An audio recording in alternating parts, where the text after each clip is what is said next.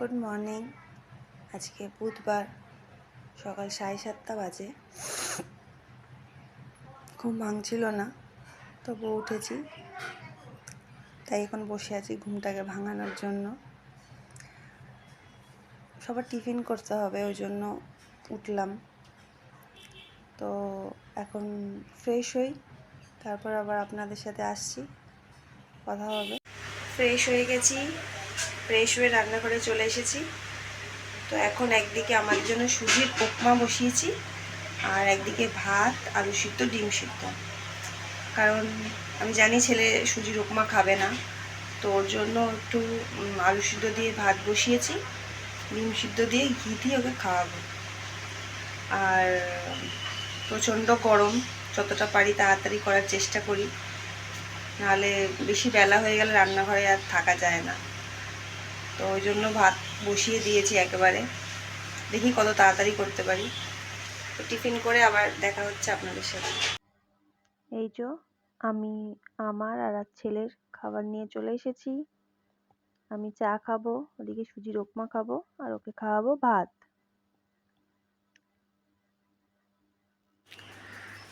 Tiffin খাওয়া দাওয়া হয়ে গেছে, অর্ধেক রান্না হয়েও গেছে, আর কিছুটা বাকি আছে, সেটা করব।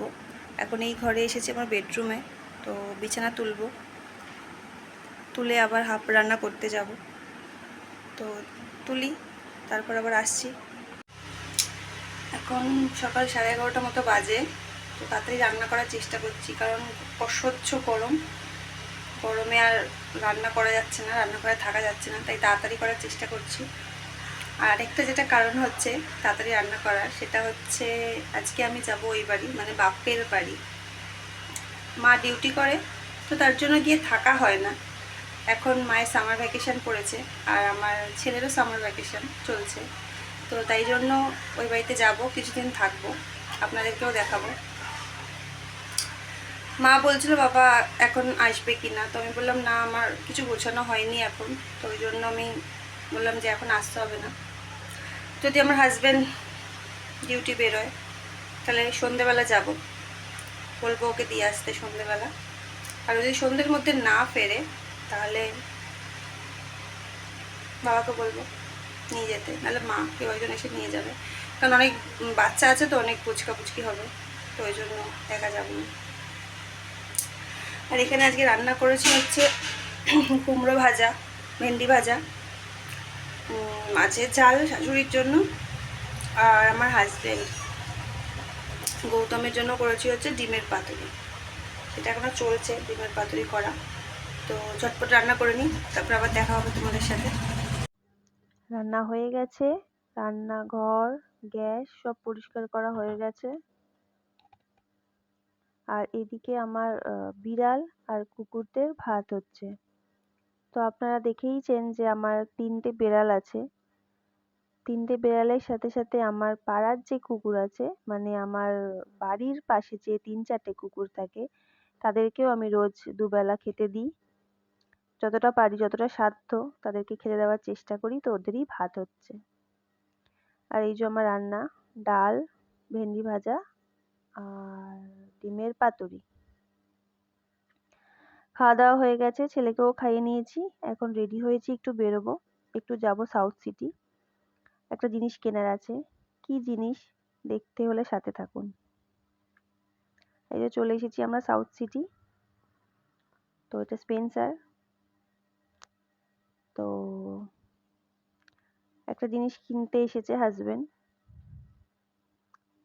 তো দেখি কি জিনিসটা। তো এই যে বাঁদিকের দোকানটায় আমরা ঢুকবো। তো এখন এসেছি একটু ফ্লোরিজে, কারণ চা বা কফি, এই দুটো জিনিস দেখলেই আমার মনটা কেমন আনচান আনচান করে, মনে হয় একটু খাই একটু খাই।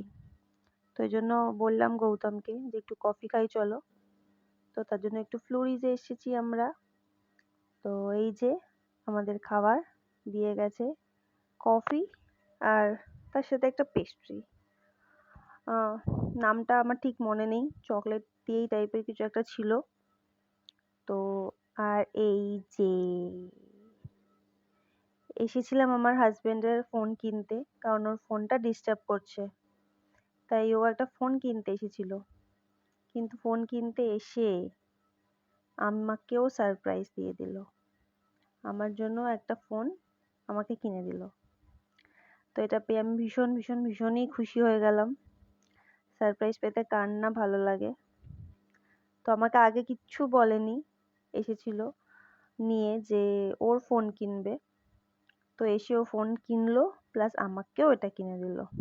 দেখুন আমার মুখের হাসিটা, দেখেই বুঝতে পারছেন যে কতটা খুশি হয়েছি আমি।